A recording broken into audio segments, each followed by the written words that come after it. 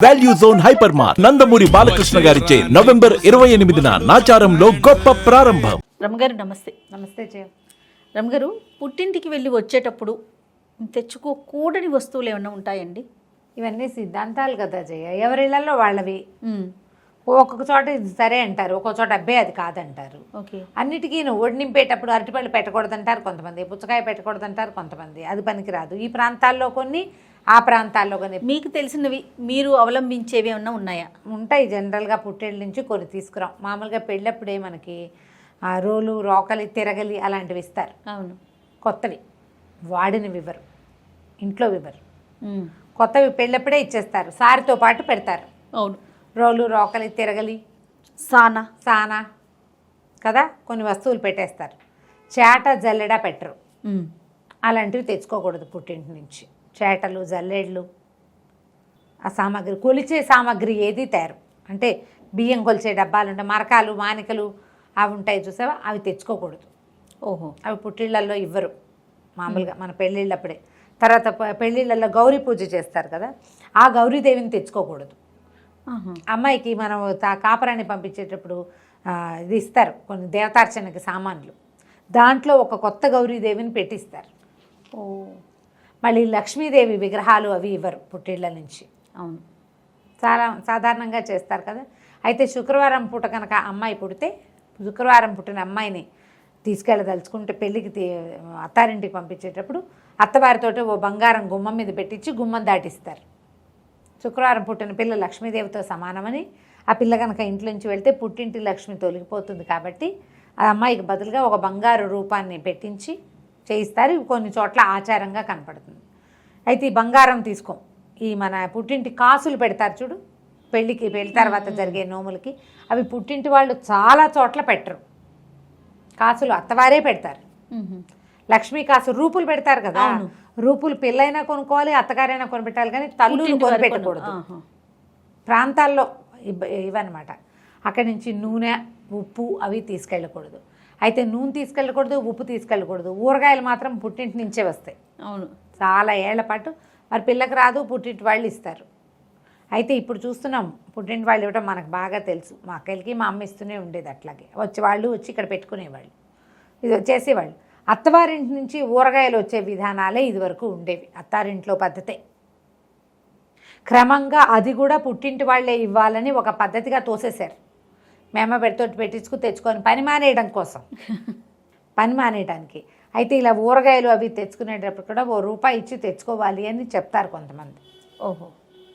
ఒటిగా ఎలా పెడతారు, కాయలైనా మనం కొనాలి, నూనె మనం కొనాలి. నూనె, ఉప్పు పుట్టింటివి మన ఇంటికి రాకూడదు, దానివల్ల పుట్టింటికి ఇబ్బందులు వస్తాయి అని మనం ఎవరమైనా అలాగే అనుకుంటాం కదా. ఇప్పుడు పుట్టిల్లు వేరు, అత్తారిల్లు వేరు, ఈ భావాలు ఈనాడు లేవు. ఎందుకంటే ఆడపిల్లలకి సగం ఆస్తి ఇచ్చేస్తున్నారు. అంటే ఆడ మగ సమానమే కదా, ఏముంది పెద్ద ఇందులో, అంత సిద్ధాంతం ఏమీ లేదు.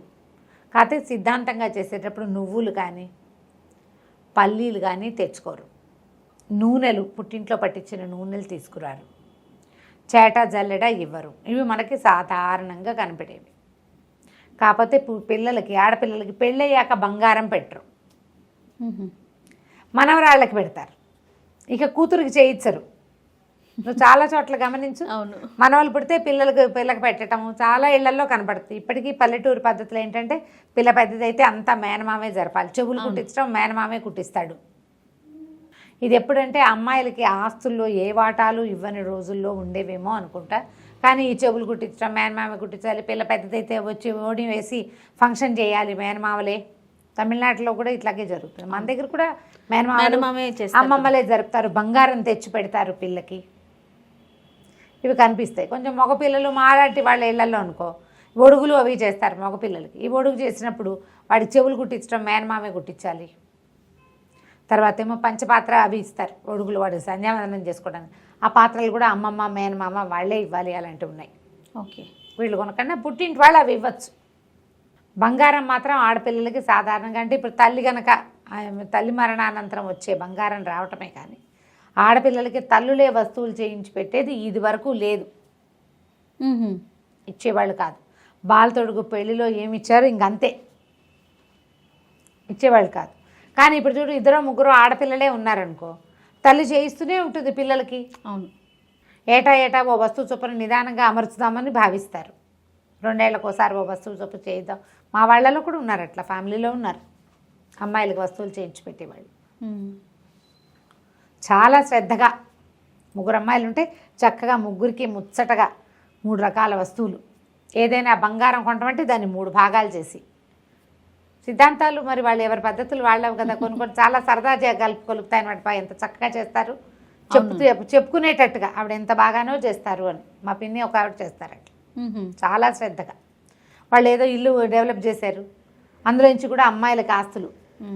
మరి ఇప్పుడు ఈ కాలం మారింది కదా, అప్పుడు ఇంకా పుట్టిన నుంచి తేకూడదు అలాంటివి అయితే ఉండవు. కాకపోతే ఏంటంటే ఈ పాతకాలపు కన్జర్వేటివ్ విధానాల్లో మాత్రం ఇందాక మనం చెప్పుకునే లిస్ట్ అంతా మాత్రం పుట్టింటి నుంచి తెచ్చుకోకూడదు.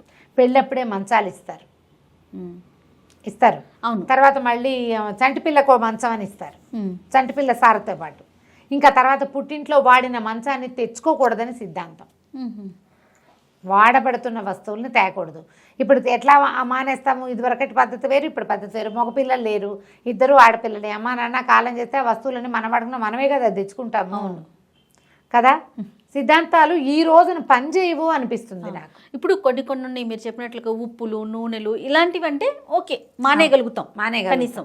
కానీ ఇట్లా వస్తువులు ఆస్తి స్వాస్తి బంగారాలు విల్గారాలు ఇవన్నీ ఎలా వదిలిపెట్టుకోలేకపోతాం. ఇంకో వేరే దారి కూడా లేదు కదా. అవునవును. అక్కడ ఇంకో దారి లేదు కాబట్టి అందుకని ఇవేంటంటే ఈ పాతకాలపు సిద్ధాంతాలని ఎక్కువ పైకి తీసుకురాకుండా ఉండడమే మంచిది.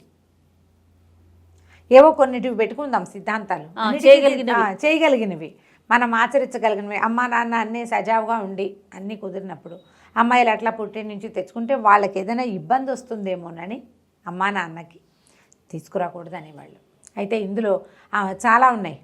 అమ్మాయిలు అంటే ఆ పుట్టింట్లో ఆడపిల్లలు కడుపుతూ ఉంటే ఇంట్లో తద్దినాలు పెట్టకూడదు, ఇలాంటివి కూడా పెడతారు.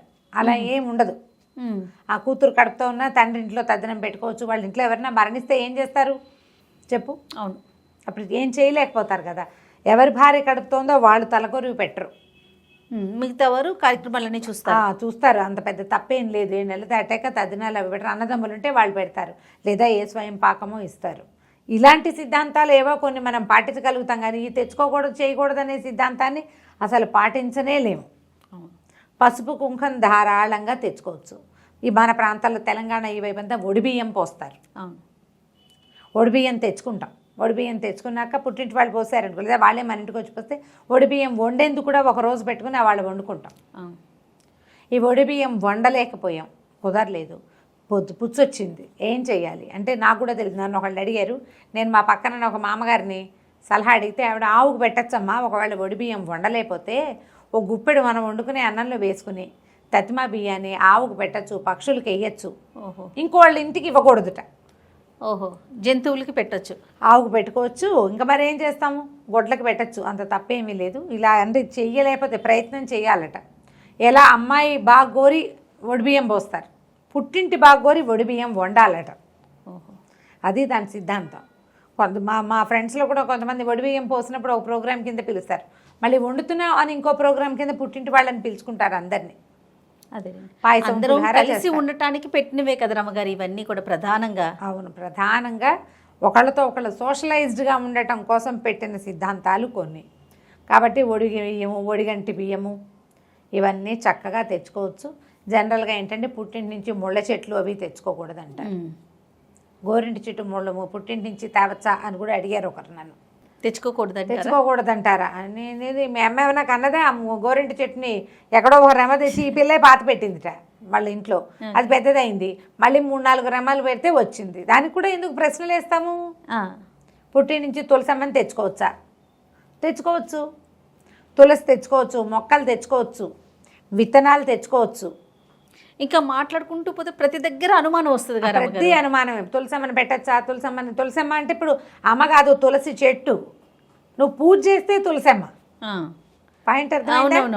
ఇప్పుడు 100 మొక్కలు వస్తాయి.